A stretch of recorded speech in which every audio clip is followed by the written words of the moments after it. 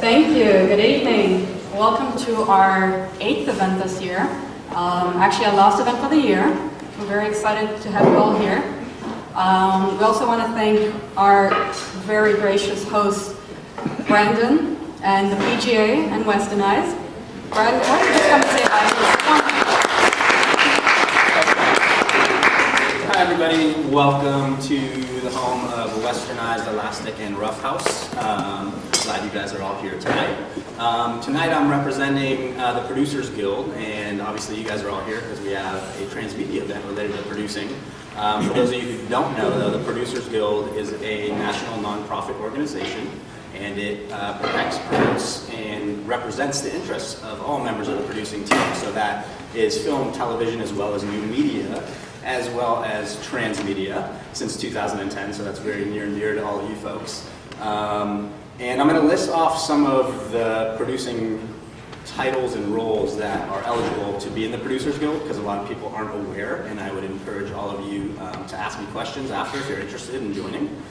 So this includes executive producers, producers, co-executive producers, supervising producers, senior producers, line producers, co-producers, associate producers, segment producers, field producers, story producers, production managers, visual effects producers, supervisors and coordinators, post-production supervisors and managers, and production and post-production coordinators. And another fun fact for those of you who don't know, George Stanton actually was the first transmedia producer to receive an on-screen credit that's recognized by the Producers Guild for Transformers from Paramount and Hasbro in 2010. So we feel like it's an exciting time for all transmedia producers to get involved, and all producers, and we encourage you to talk to me about it. Thank you. Thank you, Brandon. So for those who didn't get all the references, I'm being very, very blunt here.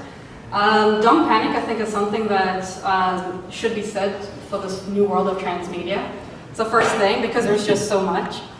And really, I think Gary Hayes, a very famous transmedia producer and maven in the community, definitely sees us as the Catholic of artists, of creators, producers. Like, what do you have to do to actually become one of these transmedia producers? And this is the question, and this is the topic of tonight's event. What is a producer? What is a transmedia producer? What do we do? And what are these amazing women next to me, an all-women event, which I'm very, very, very happy about. The interesting thing is that according to the PGA, 48% of all producers in the PGA are women, which, if you know anything about the film and entertainment industry, it's a very, very high number of high-level, managerial level positions, to have 48% of the PGA being women. Over 5,000 members. Over 5,000 members. So it's yeah. So the biggest question we're going to talk tonight about is, what makes a perfect transmedia producer? And I created that image about a year ago, because when I try to explain to people, like Gary said, what is it exactly you do? I'm like, well, this. Sort of.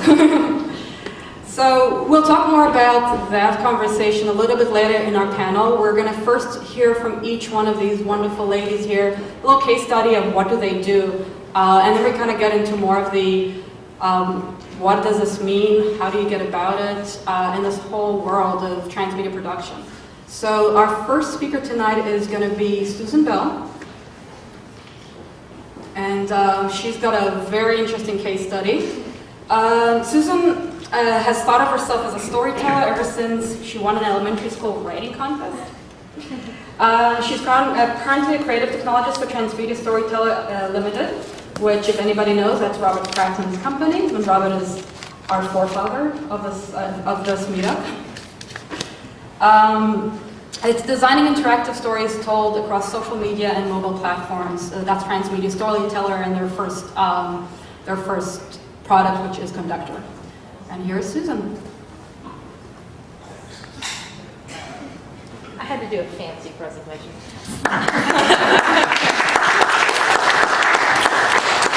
Okay, so my presentation presentation is about alternate reality gaming, and I did an indie alternate reality game last summer, and it's called How I Learned Arcs Are Fascinating, Demanding, and Ultimately Rewarding. In 10 minutes. I've been given 10 minutes to go through this entire topic. Anyway, who am I? I am Susan. I am a creative technologist with Transmedia Storyteller. I'm also a film and TV producer, have been for 7 years. My main project I've worked on is Robot Chicken. And I'm an experienced designer of different games, one of them which is the Miracle Mile Paradox, which was produced with Transmedia LA. But tonight we're going to go into an indie project that I've been working on called the Los Angeles Ghost Patrol. This is a very large transmedia universe. It involves a team of paranormal investigators in the Los Angeles area. They actually do real paranormal investigations. They have a website at laghostpatrol.com where you can learn about haunted places in the LA area. Involved in the project is also a feature film. They do television appearances. Did a really great investigation at the Magic Castle, and afterwards you can ask me about what we found there because it was super creepy. And I've also produced live fictional haunting events with them for conferences such as WeirdCon, which is a gaming and LARPing conference. But tonight we're going to actually talk about alternate reality game that the team, we got together in the summer of 2011 and created an alternate reality game. And these kind of games are played via email, text, voicemails, puzzles, websites, YouTube, physical mailings, and we have players across the US and Europe. You're probably asking, if you don't know, what is an alternate reality game? So this is my really quick definition of it, subject to multiple interpretations from different people. But I'm calling it an interactive narrative set in the real world using multiple media to tell a story that may be affected by player actions. Remember that last part. So the game we played was called Carol's Haunting, or The Order of Umbra. Now this again is an indie ARG. It had really no funding. We probably spent less than $500 on it. The mythology here involves shadow people, which is a paranormal entity. The Pasadena's occult history, Dante's Inferno, and the Egyptian underworld. And so we wove that all together into a mythology for players to investigate. The main characters are Lucas, Carol, the occultist, and the apostate. Oh, no, go ahead. So the game itself began with an email to 85 players of the site called unfiction.com. They have an opt-in board, so I basically took a bunch of people's email addresses and sent an email out to them, basically announcing a game. So these people got an email from a character named Lucas that basically says, you know, he's scared of something, and there's a piece of a puzzle attached. Within 15 minutes of this email going out, there was a new forum on Unfiction where players had started talking about this. That is how rabid this fan base is. So it led on to other players emailing back and forth with this character. This was not automated. We actually had the 4 members of the team were writing these emails, trying to explain what was going on, but without giving away part of the story. They put together this cryptic Latin-based puzzle written in the 16th century alphabet from the pieces of the puzzle attached. And then they had to actually figure out what the alphabet was so they could understand the letters, figure out the text, which was the Latin portion from Dante's Inferno, basically translate some other things, and then figure out where the photo was taken. That actually took about a day for players to figure out. And they put that all together. They started Googling. After they Googled this, they found the Los Angeles Ghost Patrol's website, where the team itself had done a very real investigation of the Devil's Gate Dam in Pasadena, but we had hidden, after the fact, in the code of the webpage, italicized letters that spelled out Carol's Haunting. So that led to a blog. So they found the character Lucas, now they found the character Carol. And Carol has a very in-depth blog that dated back before the game began. it keeps going on and on. She's a lot of blog posts. Her dog, who's her real life dog, by the way, became a character in the story. And so people started reading about her experience. Both these characters were being haunted. So there became more emails between her and the players, which then also introduced a working phone number that allowed voicemails and text messages between players and characters.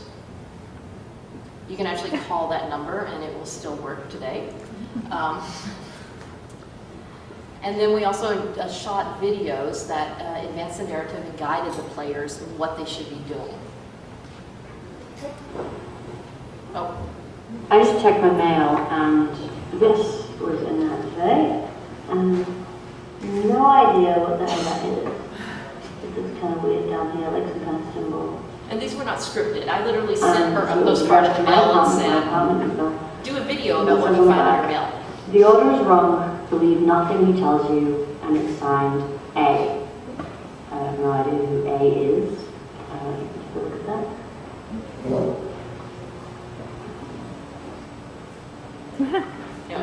So she basically asked for help in figuring out who A is. And so at some point we found another character, the occultist. The occultist is not evil, but people were very wary of him at the beginning. And he asked people to sign up for the Order of Umbra. In ARGs, this is a way to get people's addresses to send in-game mailings. And some people received very creepy postcards from another character called the Apostate. And then there was tweets. Twitter is used a whole lot because it's it's more public than emails. And so characters would tweet at our characters and advance the story that way. They found more creepy websites and more puzzles. All these have hidden messages in them. That puzzle took like 5 days for people to solve. And then players also chose which characters they could support within the game, because we were not telling them what's good and what's evil. They could decide whether they wanted to choose the apostate side or the occultist side. So like Giovanni here, a player, basically says he's going to infiltrate the Order of Umbra to try to help this character, the apostate. They wrote their names backwards in the game. There's something within the game. And then we also held a live event during San Diego's Comic-Con. The characters said that they were going down there to solve something. Players online would actually help out and created a map for the characters. This is part of the puzzle that was down there. And then people who are actively playing after this game actually received more packets in mail. And so we actually sent out initiation packets to the Order of Umbra, where people could do a ritual to join this secret order. You get to write really fun stuff. And then these are actually player photos. We asked them for evidence that they had performed the initiation, and people would send us photos of what they had done. Now, the one thing that's really interesting with this game is that it is an instance of we had a player change the fate of a character. So Zobot, that's his Twitter name, he is a college student from Minnesota, as best I could guess, and he was the first person to actually tweet at the character called the occultist. And the occultist was very scary at the time. And so I actually grabbed a Facebook photo and sent it to him. So he tweeted back at the character, said, "What is going on? This character is like almost stalking me." He reached out and found my Facebook photo and sent it back to me with a crazy photo on it. We won. We basically, he was our favorite player. Anyway, and so we were told him basically to basically start talking to that character more often. So about a month and a half into the game, I played the character, the occultist. I had a Google Voice number on my iPad. I started getting text messages from this player. And so he asked me to create a ritual to save a player in the game. And it was within the world. It made sense. So I literally was at an event in LA, and I'm like, oh crap, it's 10:30. I gotta go home and write a ritual. I gotta send it to someone. I literally did this, and I would send him this ritual. He sent it to the character Lucas and saved Lucas's life for several days. We had to kill this character off, and Zobot was so devastated. You have no idea. Like when he was tweeting, he's like, I can't believe it. I tried so hard to save him. Anyway, that's kind of how characters play it. So in summary, it ran for 3 months. It was designed by 4 people. The content we produced, and this again was all indie, it's a list of websites, blogs, Twitter, email. We sent hundreds of emails. There were phone numbers, there were YouTube videos. And the interesting thing is, oh, wait, go back. Go back. Okay. Number-wise, we started out with 85 initial emails, and we really had about 24 players that were actually interacting. Working with the players on a day-to-day basis, the characters. But we had over 47,000 forum views on unfiction.com, which means there were many, many, many people following the storyline of this game, but not necessarily interacting with the players. And that's the interesting thing that was brought out of this, is that we would see thousands and thousands of numbers of jumps per day when new content was released. Okay, anyway, that's my 10-minute presentation. There's my contact info. Yay, and then...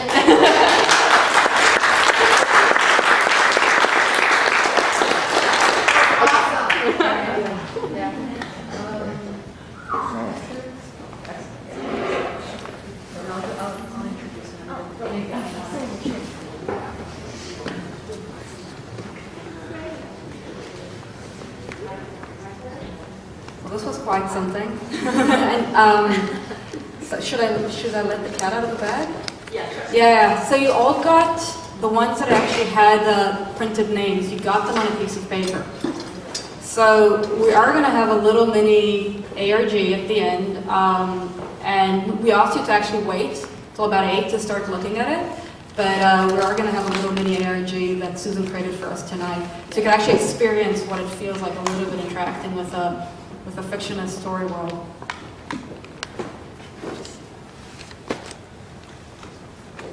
I know. We're having some technical issues. We're almost there.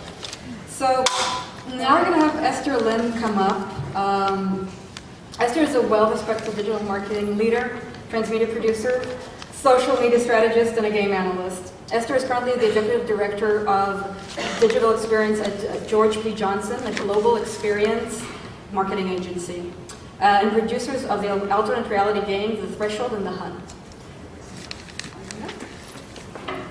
Yeah, and it works. All right. Yes. Super, thank you. Oh, I'm already struggling this mic. All right, cool. Hi everyone, my name is Esther Lim, and I have a very simple presentation because actually I'm more about talking about this than actually going through the beautiful presentation that Susan did, so anyway. What's really interesting is that I'm also presenting an alternate reality game, but I think the really interesting contrast here is this was done for a brand versus an indie. And I think this is a really interesting discussion point because we often talk about how indies have a lot more latitude to really play and to be experimental and creative, whereas sometimes when you're creating for a brand, you're restricted by brand guidelines, there are goals, business goals and objectives they have to reach. And we also take a different approach in that we really start at, well, on the customer side. So when you're taking it from a transmedia marketing approach, which is how I'd like to think about this, it's utilizing transmedia methodology, but putting it into a marketing campaign that actually utilizes things like game mechanics and storytelling as a way to introduce product and to teach people. So in this particular instance called Pi Theory, which is a game that we created for Sun Microsystems a couple of years back, and the reason why I can actually talk about this is because the NDA is up, Sun is now owned by Oracle, so all bets are off. So we can talk a little bit more openly about it. I think that's the other thing about transmedia projects is that within the community we want to have more open dialogue, but oftentimes when you are working on projects there's a huge NDA sort of legal contract that you're not able to discuss details of a project. So in this particular case I can get into some more details and talk about this game. So in essence, Pi Theory was an alternate reality game designed to launch a product called JavaFX. And JavaFX was a competitor to Flash. And oftentimes, if you know anything about Java, usually the front-end UI is pretty bad, but the back end is really robust. So this product was supposed to answer a couple of things. It was to show web designers and interactive designers that there is this new product out on the market that can actually do beautiful front-end UI. And it also had the ability to jump multiple screens. So you could do it on your laptop, your mobile device, personal devices. So it had the ability to jump screens. So keep that in mind as we talk about this project a little more. The other thing is that Sun was overcoming a challenge. They've been promising this product for 3 years to the developer market, and it hadn't come.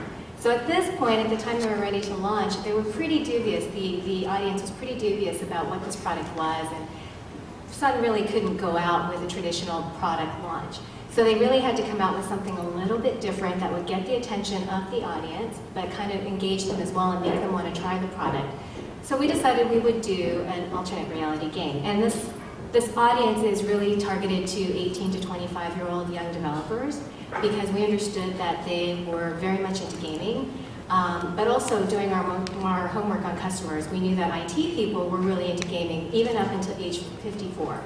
So the idea was that we did our customer research, realized that the demographic was really into stories such as X-Files and Mythbusters and that sort of thing. So we knew that they already had a penchant for paranormal activity. So Susan, we have a lot of parallel in our stories, except the way we utilize these concepts are a little different because yours was purely entertainment, done on an indie level. Ours was entertainment, but done on a branded level, right? So we also had to bake in a lot of things, goals. So one of the goals for this project is we needed to get people to download the SDK and play, and we needed them to learn how to use the SDK, but more than that, we needed to show them through the platform that this product could actually do some beautiful UI. So what you're looking at was built on Java FX. Unfortunately, I can't show it to you now because all the assets are done, not that it's owned by Oracle. So I've got screen grabs left.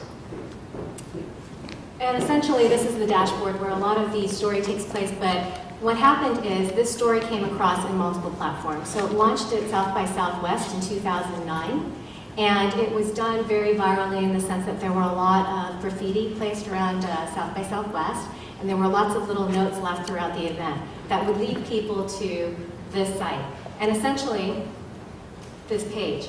And what you would find out about this is that you'd find the story of these two guys, Baron and Hector, who are essentially fanboys who live in the basement of their parents' home. And they had been they were paranormal investigators. And they made a habit of having a channel on YouTube where it really debunked a lot of things like Sasquatch and, I can't say this, but Chupacabra. Chupacabra and all those other mythologies. And so they would essentially follow or troll people on Facebook and sort of debunk their alien mythologies and debunk the Chupacabra and post all kinds of video segments that would sort of engage people in a conversation about it. But you would start to learn about these characters, and what you've learned is that in this story, they discovered that before every great leap in civilization, there would be a visitation from a spirit. Now, this is actually a true world mythology that we uncovered that happens across 8 countries in the world. Now, the name of the visitation or the creature that comes has a different name, a different look. In some countries, it's a fish coming out of the sea. In other countries, it's coming out of the volcano, but the mythology is the same. There's a visitation, and then there's a leap in civilization, some sort of advancement. So this myth of pi theory is really based on the fact that, before a great leap or advancement in civilization, there's a visitation, so therefore there's the paranormal theme. So we utilize that theme as a way to tie to the notion of the product, which is it's a new advancement in technology that jumps a number of screens. So the underlying story here is called The Jump. So these guys are onto this conspiracy theory where they believe there might be a jump coming. They're getting signs that something's about to happen. So they start this group where they ask everybody to come help figure out what's going on. Is there a jump? And as they get into the investigation of whether or not there is going to be another visitation of a jump in civilization, they start to uncover a lot of things, including a protagonist group called the Cartel, who for some reason wants to block this advancement in technology. So the story unfolds, you go in, you log in to become a member of the Pi group, and you help these guys uncover a bunch of stories. And as your story is unrolling, we're releasing a lot of challenges that are essentially Java FX packages and SDKs. And when you download them, the first one down at the bottom is the screen grab for the Pi group. So when you join, you become a slice. And slices help to sort of uncover the mystery. And this is sort of the screensaver that we give out to everyone who joins. And when you join, you get an initiate kit. And inside that kit is the SDK and the IDE, and that's kind of what starts helping to uncover the clues within the product. And as you go through this screen grab, the animation shows that there's clues floating around in there, and every once in a while floating up will be sort of this red word that you can't see that's blurry. So the idea is to get inside the SDK and understand what that clue is, and that clue unlocked a password and a URL that took you to a back-end site where you would start to get sort of an anonymous helper within the organization kind of feeding you clues. So additional sort of ideas that would lead you to different sites or to geocache locations where you could get objects that we've hidden. So throughout the game, we had 6 challenges, and as they started to uncover content, the content would lead them to these challenges, and they would unlock these challenges and start to decode. And in the process, what they were learning how to do was particlism within the screen grabs. They would learn to build an audio player, a video player, text decoders, and so this was a process that they started learning how to use JavaFX. This game ran 3 months. This game ran for 3 months internationally. We reached an audience of 2.5 Java developers. And we had about 250,000 people come on a regular basis. 40,000 followed the story on the site. And interestingly enough, as Susan was saying, when we designed this, we recognized that there were going to be multiple levels of players, right, in terms of participation. You had the 1% who was always diving in and trying to solve problems. So this is one of the fans that played, and she created a whole site. There were many of them that did this, where they created whole sites on how to decode the clues. They would start teaching each other how to code in Java so that they could uncover the clues and uncover bits of the story which were hidden within the clues. They would lead you to URLs, or they would lead you to geolocation areas where you could get additional content that would then be shared across the forums. So this went on for about 12 weeks. We actually had a live abduction, and many of the players were very concerned about one of the characters who'd been abducted, because one of the things that made this a powerful game is that our writers were also the actors. And so they interacted with this audience every day. They used Facebook as a social profile of the character, where you would see the character's development on Facebook, and you would see them on the forums, and you would have live conversations with them. So in essence, our players actually built real friendships with the characters. The characters were no longer characters, they were friends. So when one actually went missing, they were actually concerned, and they created a meetup space to hunt him down, and we actually staged this where we hid him, and they actually rescued him. So this happened all downtown. It was pretty interesting because from a legal standpoint, Sun was pretty concerned about that in terms of liabilities and so forth. So we had to wrangle a lot with the legal department to allow us to even do the meet space, which is what it's called when a group of people meet up live and they try to solve a problem and they save the character. So we had that all acted out, and ultimately the end goal was to drive them to Java One, which was a conference for Java developers that happen every year, but also Community One, which is a conference that happens for underage developers, so student developers. And then we actually had a scene play out at the event. So I wish I could show you video of that, but a lot of that was taken down after Oracle bought Sun. So one of the things that Maya asked us to do was talk about sort of what it means to be a transmedia producer in this context. What are some of the challenges that you come across, and what are some of the learnings? So I can tell you that creating an alternate reality game within a branded context where there are restrictions with legal, there are restrictions with brand, there were a lot of challenges, right? First off, education of the client. What the heck are you doing? Why are you doing a marketing campaign that's narrative-based, that has a game-based element, that's also social, and a live theater component? What are you hoping to achieve? So we had to help them meet some business objectives, but we also had to show them that this was a new way to get people to understand what this product was by actually using it, and using it in a fun and entertaining way that had context around it, which is the story. The other thing was building a multidisciplinary team. So the first graphic that Maya showed that had the woman holding all the different devices, that's true. We filmed over 65 vignettes that ran over the course of the 3 months. We had a live theater piece going on every day through Twitter, through the Facebook page, and through the forums, where you were actually talking to the characters, and the characters were being themselves. We had fans already picking up phrases that the characters were using. They called them Baronisms, and one actually built a soundboard around all the phrases that Baron Rude, one of the characters, used all the time. And they actually started doing, mimicking their style. So Baron Rude, this character,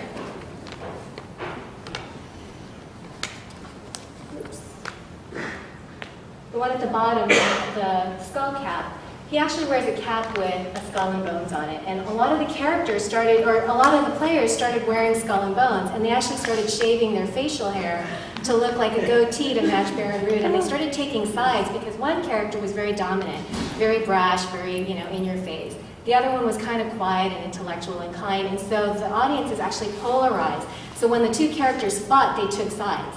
And when one went missing, which was Baron Root, you had a polarized camp that was arguing about whether or not we should rescue him or not, because he always picked on Hector, which is the quiet one.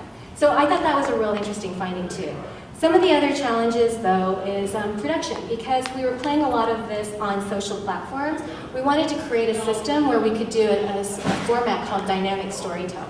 And I don't know if you've heard this before. It's been bannered around our community a lot, but it's where you create an open story structure where you don't fill in all the gaps. It's kind of David Lynchian in many ways, where you leave sort of unanswered questions in sandboxes for the community to really kind of chew around. And then what we did was we used social listening tools as a way to hear what they were saying, so we could judge what part of the story made sense, what resonated, what were the conspiracies floating around, and the ones that got the most attention within the community or most buzz, we would write that conspiracy theory into the story arc, which meant that we had to actually change our production schedule.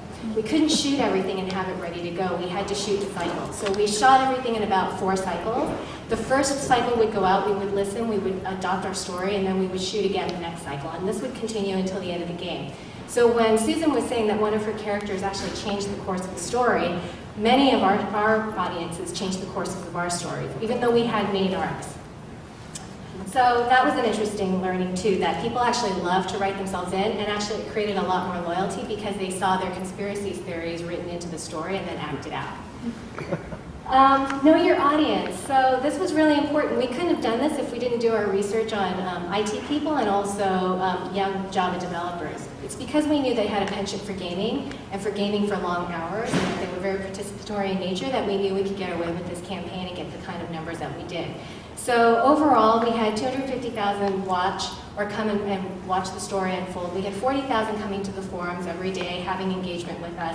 We had about a few thousand players, because it's usually about 1% of the total audience that actually creates and plays. So we had about that 1% creating sort of banners, they were creating soundboards, they were creating the fan site that you saw. They were very active in terms of self-organizing on the forum and actually dividing themselves into groups.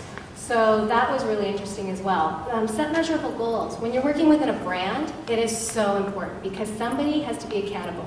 Our budget for this, and I can disclose, was $1 million. Our working capital was actually about $750,000 because it went through an agency, so they had to take their cut. So we were doing this with a team of team of five over the course of 3 months, and it took about 10 months to plan and then launch for that 3-month period. What we found out was that when we were playing internationally, we were only developing for English, but because our fans were so rabid, they were actually translating our videos into their local language so that they could follow. Wow. South America was one of our biggest fans. Oddly enough, so was Finland. Content planning. So I always knew with an ARC that the fans are rabid, and we knew this with unfiction because the moment it hit unfiction, it just sort of spread out. Michael Anderson covered it on a couple of their ArtNet podcasts, and we got a lot of attention from that. We also got a lot of attention because student groups across the universities that were doing Java development got a hold of this game, and it became sort of a competition between groups. So we did plan for creating a lot of content because we knew they would consume a lot of it, but what we also learned is they consume probably 3 times more than you think they're going to consume. So we ended up writing in new episodes throughout the way, which is great because we had a structure that was evolving and allowing that social narrative to take place. Story cadence. So that really comes down to learning how frequently you need to release content. So what we found was we started out with about 2 episodes a week.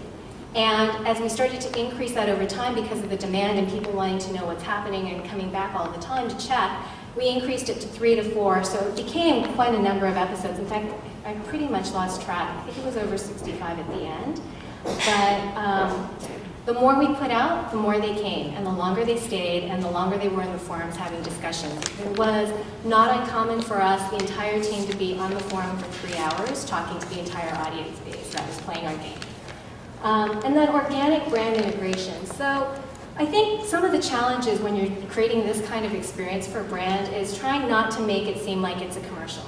And one of the things that we did really well with this, and that I want to give Sun Microsystems, that team, the kudos, is that they really allowed us to be authentic, meaning we could say things like shit, right? Which in most corporate worlds, you can't say that. But they wanted us to be authentic, and you know, if you're running from something that's scary, you're not going to say, oh golly gosh, I'm going to run now. You say shit and you get the hell out. So we were able to use that type of language, so that was great. And also, we didn't slap them with the Sun brand all the time. What they were doing was they were interacting with the brand all the time, about 3 hours a day, 20 hours or 21 hours a week on average was what we were spending in terms of time with our audience. And they were touching that Sun brand because they were always on the Java platform. If they were consuming content on the microsite, they were touching the Java platform. If they were solving challenges, they were touching the Java platform. So in essence, they were interacting with the brand the entire time during that 3-month period. And then surprise learnings. Well, we thought that 18 to 25 would be rabid players. The second rabid player group was 44 to 54, playing an average of 2 hours a day with us. That was great. I didn't figure IT guys had that much time, but they actually made time because the story was good, and you're always going to hear that in the community. It's all about the story. It doesn't matter how many game interactions we had, we just had great characters that our audience loved. And because they interacted with them, it was a friendship. So you were coming back there to banter with these guys because they were funny, and they were rowdy, and they were fanboys, and they had common interests with our audience. South America, oh my gosh. That country rocked. They were grabbing our videos the moment we posted them. They were translating them, they were sharing them, they created Orchid groups, they created MySpace groups. They were amazing. And in fact, I had a few people write me after the game telling me that they changed their majors to become media majors because of this game. So I was pretty flattered by that. Fans are self-organizing. So one of the big challenges about running an ARG on a small team is that resources, right? You either stay up and forego sleep for the amount of time that you're doing it. Susan's shaking her or nodding her head, so she totally understands. But one of the things that I found within social media and also with this game was, in the absence of like a set leader, people do self-organize. The advocates within the group start to divide. So what we started seeing happening within our community is people would say, okay, you're really good at researching, so when they send out any clues using cuneiform or what those symbols mean and do the translation. So there was a research team that went off and researched. Then we had another team that was a conspiracy theory team, and they were trying to figure out all the clues and try to figure out where the cartel was, and in the case where Baron Rude was abducted, they were putting all the clues together to find the geo coordinates to find where he would be rescued, which is the meat space that we ended up having. So we didn't do anything, they kind of self-elected, and then they followed each other's orders. So that was great, and they were really great about onboarding new players too, because I think the other challenge about an alternate reality game is you have a lot of stories in a lot of places. We had audio files hidden, we had geolocation, cache items, we had live events, we had video, we had social narrative going on across social platforms, we had a dialogue going on Chatter. So it's really hard that you could touch any one of these touch points and find yourself in the middle of the story, and if you didn't join the story from the start, it's very hard to figure out how to get back to the beginning and understand where you are. So it's really important when you get to a community that there's someone there that helps you on board, and we had that as well. And then last, live interaction builds stronger loyalty. So in a lot of games, sometimes you're just sort of interacting with the content. In this particular case, you were interacting with the characters almost daily. So it was a form of live theater, and that's really what created this fierce loyalty in our minds, where they stuck with us the entire 3 months of the game, to the very end, to the finale. So that's some of the key learnings of my presentation. Thanks.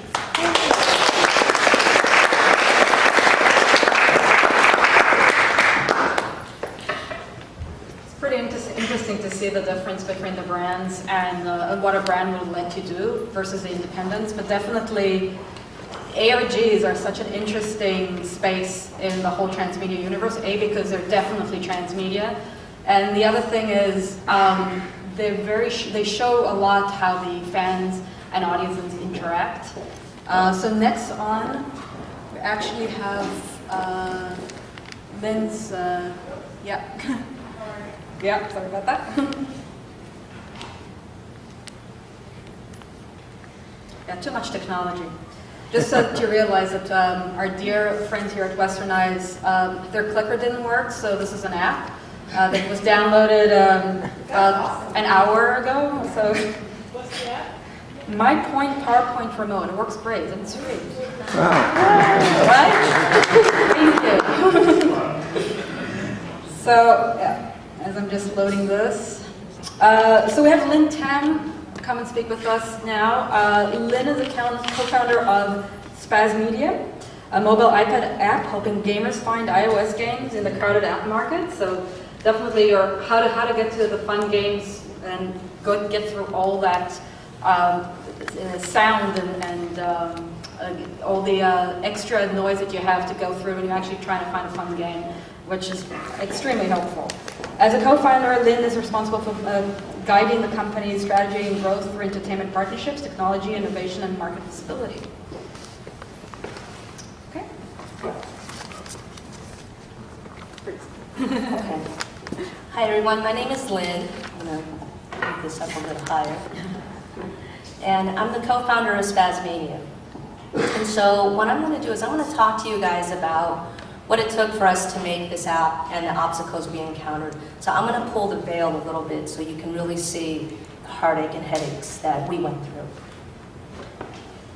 Okay. So I'm going to talk about it from a producing perspective. I'm going to talk about it in 3 key points. The first one is from idea to execution. What did it really take? The next thing is navigating through the chaos, because there was a lot of chaos that we went through. And then thirdly, it's the market changes that's happening. That is still going on. And I'll go through that as well. So for those of you who don't know, Transmedia started out as an iPad app first.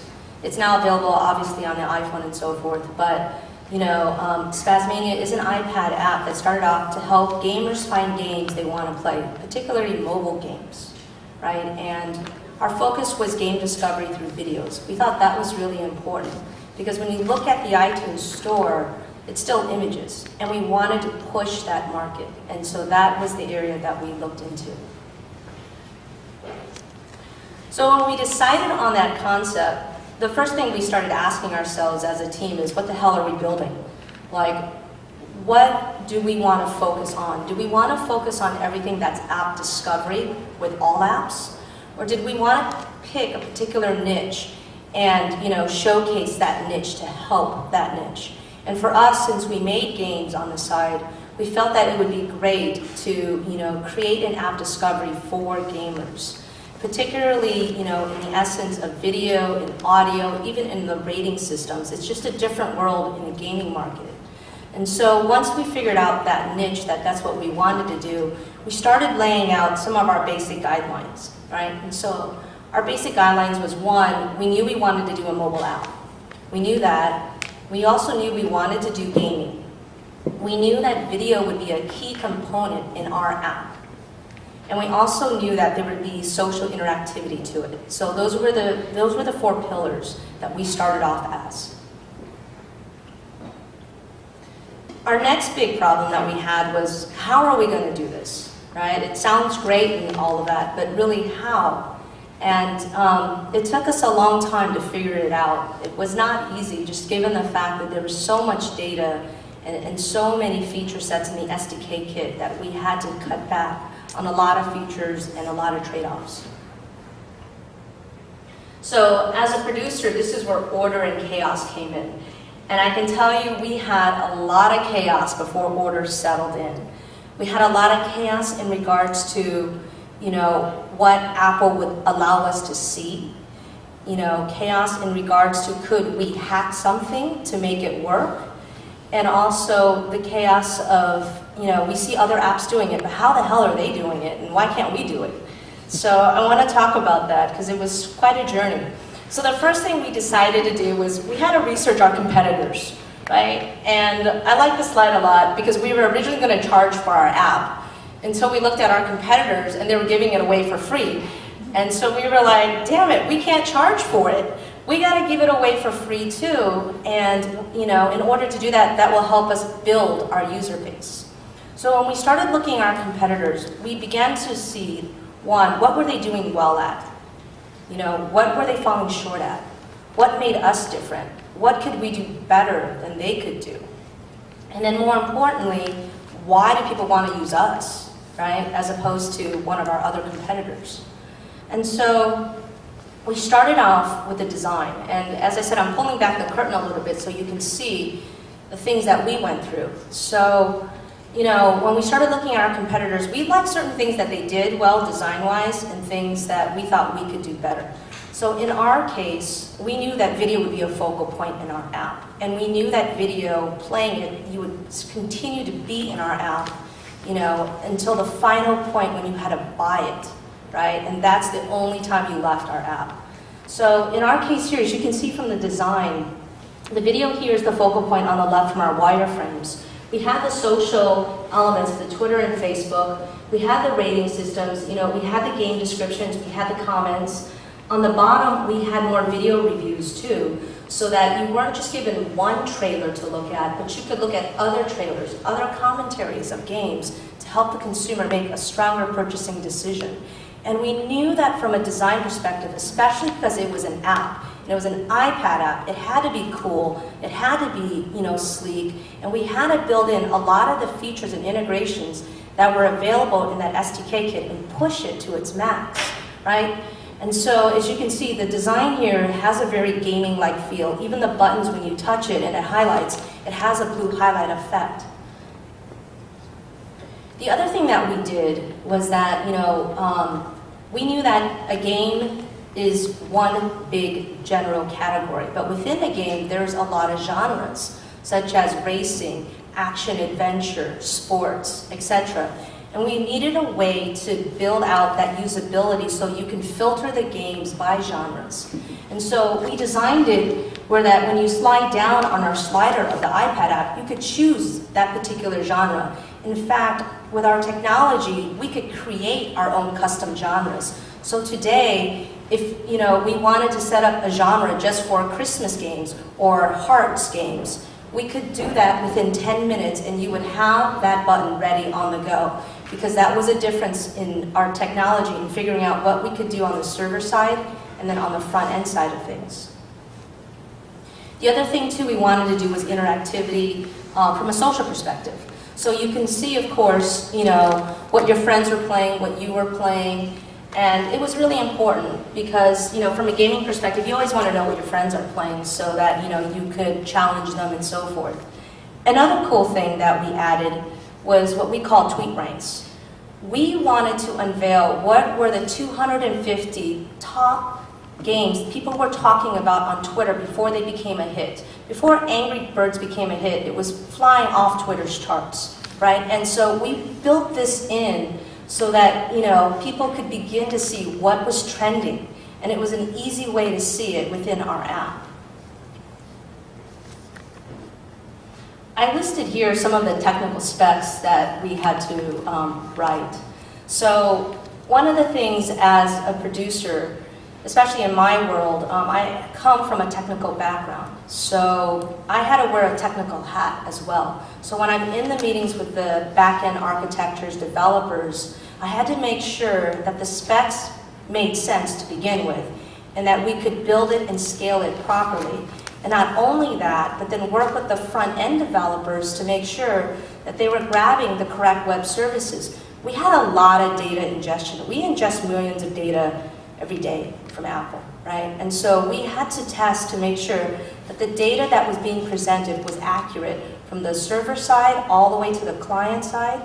And then not just that, but also how do you present the data? So we had to work, you know, with the UI designers to make sure that how are we presenting the data? Does it look good? You know, does it make sense? And I like this picture a lot because we've touched upon it so far in juggling a lot of balls, right? And it's exactly what I did as a producer, especially as a co-founder. It was even worse because then I was looking at, you know, the bottom line, the budgets and so forth, and it was the trade-offs of features, right? It was like, if we add this feature, what will it cost us? You know, what will it break? Because in code, if you add something, chances are it may break something else, and if it breaks something else, that might delay the deliverable. And so it was a lot of back and forth in that sense, and a lot of internal coordination within the team. And there was a lot of external coordination with Apple as well. We had to build our relationship with Apple, right? Because we were using their data. And we had to make sure that if there was problems within the data, we had a contact person at Apple so that they could help us with it. And it was a big deal because this was a huge game changer for us, right? Because, you know, the Android market obviously was growing on Apple's tail, and so Apple wanted to make sure that people like ourselves, the publishers and developers, had access so that we could help gain their market share. So they were really helpful in allowing us to use their data sets, right? And in ingesting certain types of data that we needed to use to make our app viable. Now, as a game producer and as a co-founder, I think this picture says a lot, especially for Transmedia, right? Even though we were doing games, we integrated video into our app, right? And not only did we integrate video into our app, we actually created a division called Spaz TV where we did our own video game reviews. So we had our own little TV production company too, right? And then on top of that, we had to make sure that, you know, what we were producing was matching the mobile content, the TV content, PC, and the emerging technology, especially with the release of, you know, the SDK kits. You always want to be on top of it because it's those features within that SDK kit that pushes your product forward. And it's a challenge in that sense as a transmedia producer because you're asked to wear two different hats. One in technology and one in entertainment.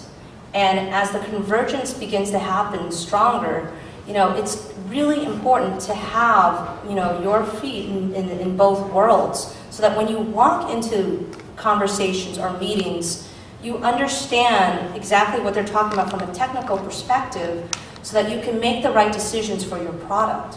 And I think that's a big, big separation of what makes great transmedia's producers stand out is they can deal with that separation of both worlds. I kind of want to show you guys just a snapshot of our trailer. Walking outside, kicking my feet as I move to the music, step to the beat. I woke up today, canceled all my plans, and I stepped right outside with my guitar in my hands, and the notes became alive. The sound caressed the air, and I kicked it up, and I just struggled without a care, 'cause I'm going on the road to a brand new place, and I'll get there with a smile on my face. Yeah, so lift me up, I'm moving out, singing and dancing all the way my song. Yeah, I'm having a good time, keeping it going. Come on, clap your hands, and won't you sing along? And I'm saying high, give our dreams their wings to fly. Gotta keep the fire, keep the fire burning, keep the moment alive. They gotta keep it turning.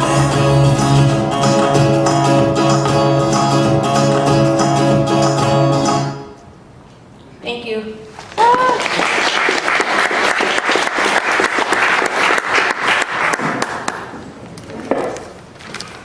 Okay, we've got one more for you.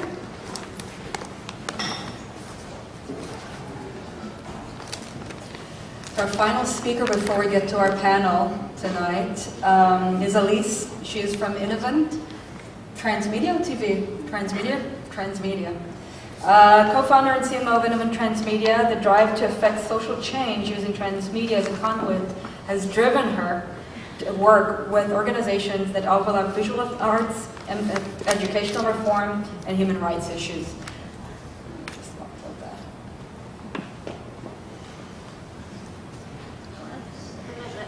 Yeah, Jennifer? Just view screen? Yeah. Slideshow? You were there.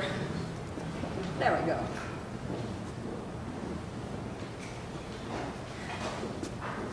And it's almost here. It's almost here. Here, it's just okay, sure. Just nod your head. Okay. So I'm going to speak a little bit about transmedia activism. In preparation for this, I reached out to Jeff Gomez, who's kind of the guru of transmedia. And to my surprise, he responded immediately in the middle of a hurricane when his office was out of power and the city was flooding. And he still held the meeting with me. So this is loosely based on his Transmedia 10 Commandments, only altered for the indie scene. So one of the first things he said to me was, good transmedia production contributes to the long-term health of the intellectual property. But I guess the way I wanted to shift it is, does good transmedia production contribute to the long-term health of the producer? And really focus on the producer and for this discussion. So transmedia production is an investment in time, passion, and energy. How can we ensure the sustainability as producers? I mean, I find myself, and I know a lot of the other producers are kind of starving artists. They work really hard, and they think of the art first, and they think of the end result first. But to take a step back and think about what can I do to keep this going, and so we've developed a kind of a system of success metrics, and I think it's really important to set aside some time before choosing a production to get involved with to analyze your return on that investment in time and energy. So basically, we've developed a risk-reward velocity, and it gives everything a number on what's important to you on this production, and quantifying the success or predicting the success in assessing project potential. So this screen is my personal risk-reward velocity diagram. So before I get involved in a project, I look at, is this going to ignite my team's passion? Is it something that we all think is super cool? Do they have the financial stability to execute this? And what is their strategy for success? And then we go ahead and look at all of the people involved and their team experience. And one of the biggest things on our list is the social impact of the project. Is it going to activate people? We assess the experience, reputation and previous success of the team members. And then we also look at how that fits in with Innovent's other projects in our portfolio. Okay, we've decided to take on a project and we want to brainstorm how it's going to pan out. So we start really big. We think of everything without constraints. Take out time, take out budget. What would we do if we had the whole world to? And we basically reinvent everything. We push the boundaries, we think of new technologies, and we think of new ways in storytelling and ways to activate. And then we have to kind of pull back and think real and come back to earth and pare back and not just get excited about a new technology or an emerging, but what can we do well, which elements, not to choose them all because of it's impressive, but what's going to fit in with that storytelling. So I thought a really good case study to show for this was we worked with StoryCorps from NPR, and they've got a massive library of interviews and stories. And we did it at POV, their first hackathon in Brooklyn as mentors. And we basically we had 48 hours. We spent 24 of those hours thinking big. And we had a lot of amazing ideas on ways to navigate this massive library of content. And then on the last 24 hours, we're like, oh no, we've got to come up with something. So we had to pare back to something. But also it's quite a sensitive subject because the core narrative is so precious to them. And an audio podcast is quite a magical thing. It's not like a normal broadcast media, because you have to practice active listening to be involved in it. And your imagination sort of develops that story in your own head. So to place pictures and make a visual component of this podcast would be stealing a little bit of that magic of your own recalling of memories and your own identifying with that person that's being interviewed. So what we did was we came up with a sentiment analysis, which took words, abstracted words from the interview, and turned them into a color. So basically, you'll see in this slideshow, just basically, no, you'll click on On the website. a color that relates to an emotion that relates to the story. Okay.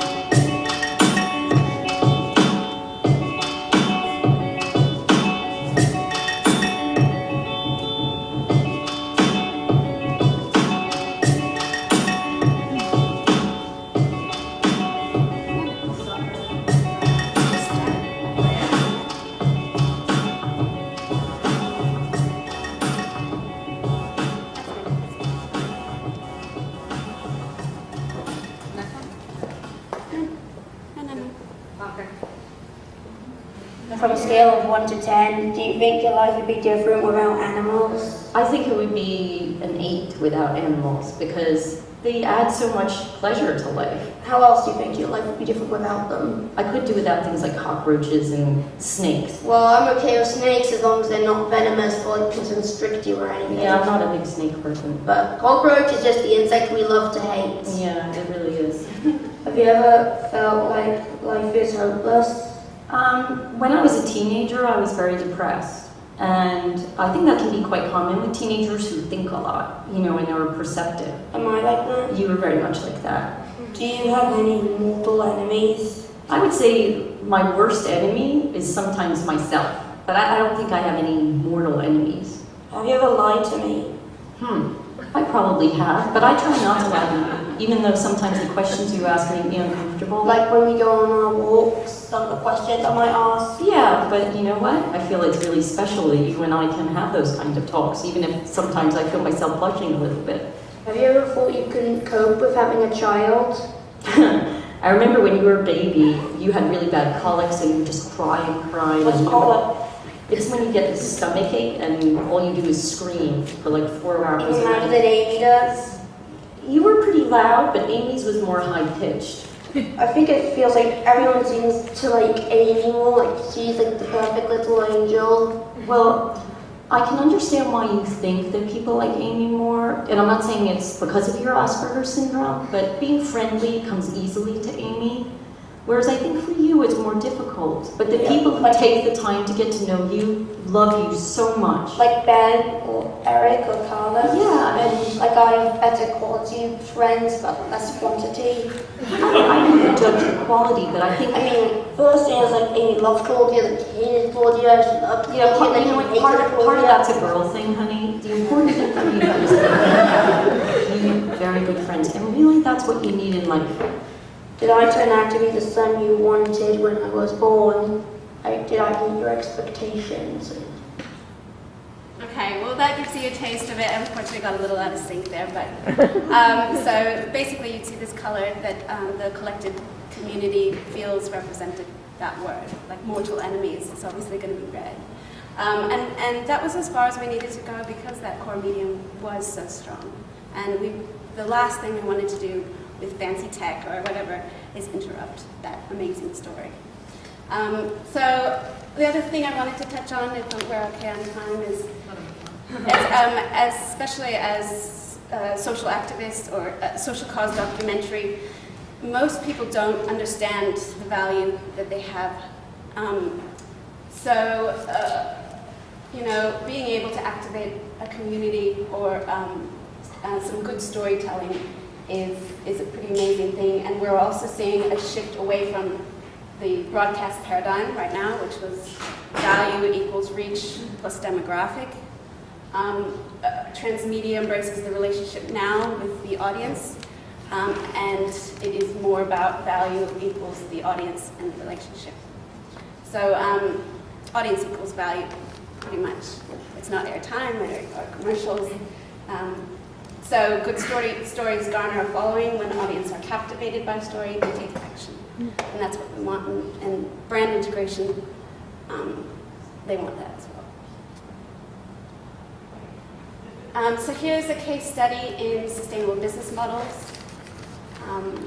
This project I met through BAVAC, the Producers Institute, where we were mentors, and it was Jason DeSilvia and his film When I Walk, which was about a disabled filmmaker. And after the film was done, it was such a success that he wanted to take it to the next level and give a platform for the disabled community to voice their opinions on access to restaurants, to retail places. And they had no idea what they had in their hand with this storytelling. Activating the disabled community was a pretty awesome thing. There are huge numbers in it, and giving them a platform to voice their opinions made a lot of retail chains a little nervous, to say the least.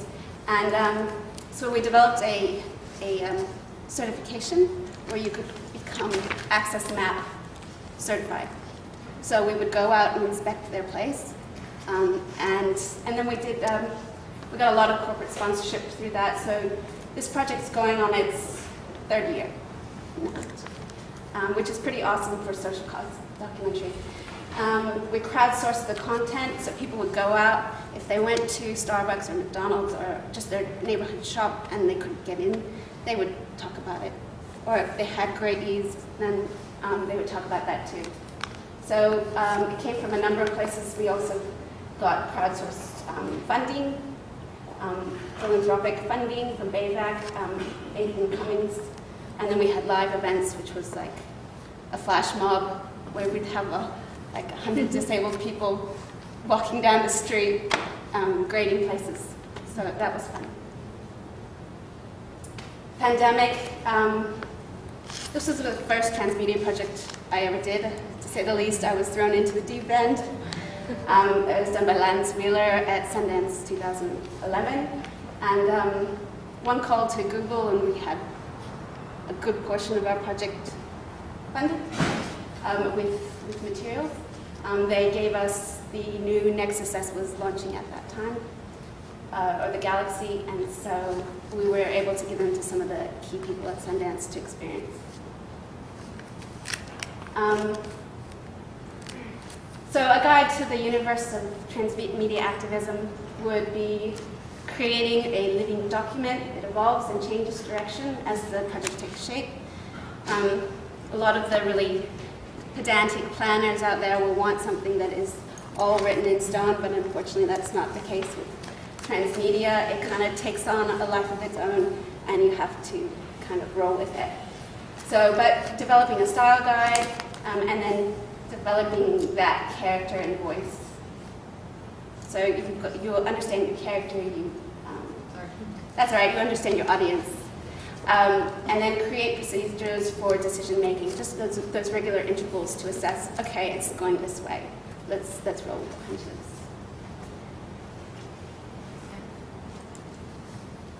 And then this is the most important one, is validating your audience and celebrating the audience participation, and then recognizing it and rewarding it. And I put this quote from Oprah because I was really touched by it on her last show. She said that I've talked to nearly 30,000 people on this show, and all 30,000 had one thing in common. They all wanted validation. So this is an example of immersing yourself into the character role. I did a graphic novel. This is one of my favorite projects. It's a bit of fun with magnetic poets. So yeah, there's a couple screenshots. So for the producers and Emmy Award-winning composers, it was interactive music app. To get into the character, they actually dressed up. So this last video is just some clips of that. Bye-bye. That one, yeah. Just click on it. No, that one. Okay, well, I'll have to put it online. If you go to inevent.tv, you can have a look at them strutting their stuff in Kerouac Alley before. And this is my favorite one. Good things come to those who wait, not really. Good things come good things come to those who work their ass off. So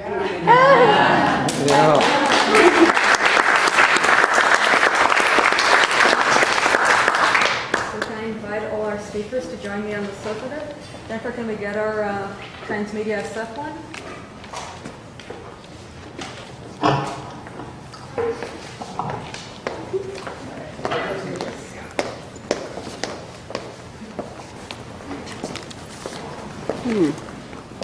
Can you all sit there? Can I sit on the open chair? You'd sit in the open chair. I'll sit in the middle. I'll sit in the open chair. Oh, perfect. So please tweet away. First of all, thank you, ladies. This was really, really great. And this part of our panel, I'll start with a few questions, but then if anybody's really wanting to start interacting and talk with our lovely producers, please raise your hand and we'll start a little bit more of interactions. All right? I already have a question. Nope. Yeah. Me? Yeah. Oh, this is to Lynn Tam of Transmedia. Yes. I just wondered, what is your model for making money, given the fact that you're doing this for free? That's a great question. So our model is the following, is that we make money off of the ads, and then anytime anybody buys an app through us, we take a cut of it as well. And since we produce our own content, we also are able to put ads within our content. How did people buy an app from you? I thought. So within our app, we've designed it that when you want to buy an app that you've seen within our app, you just click on Get, and then it takes you to the App Store, and so we get a cut of that. Oh. Actually associated with that, you get to do a special deal with Apple or get the cut? Or how did that cut process go? Yeah, it was building our relationships through Apple. It was, I think, a big part of also being, a co-founder and producer is the fact that it was building partnerships, right, and the relationships. And with that particular one, it took a long time to build that relationship. So let's start with a little bit of what is a transmedia producer's role. And I've quoted Gary Hayes tonight because I was actually in preparation. I was looking at both his books and websites and Bernardino, right, books. And one of the things, and that's why I also put on the goddess, the many-armed goddess image, because really, in Gary's eyes, to be a transmedia producer, you have to have a unique balance of a social media expert, wisdom of crowds and gaming, multi-level, responsive, dynamic, and richer, static knowledge of the story world. And he also even says if you're considering becoming or calling yourself transmedia producer, make sure you're experienced or deeply embedded across games, films, TV, media businesses, social media, advertising, web tech. If not, consider becoming a great multi-platform team manager. So really, where do you even start? And if you actually can interject with something personal, where do you even start becoming a transmedia producer, working on multi-platform experiences, or basically managing the different silos, which is definitely something that you've been going through a lot. I know that you started with children's books as well and DVDs. So that's kind of an interesting thing. So maybe we can start with you. Yeah. So in my world, I think I fell into it because I really enjoy technology mixed with entertainment, right? And even when I started producing children's animation, we were pushing at the time Flash technology to make shows for direct DVD. And at the time that was unheard of because the Flash technology was for web. And so when we pushed that, and we were able to make these direct-to-DVDs, and we ended up winning a bunch of awards from educational shows. And I even went to Cannes, France to accept an award, beating out tons of other animation companies. It was the stepping stone of building the credentials of being a transmedia producer. I didn't know at the time, but when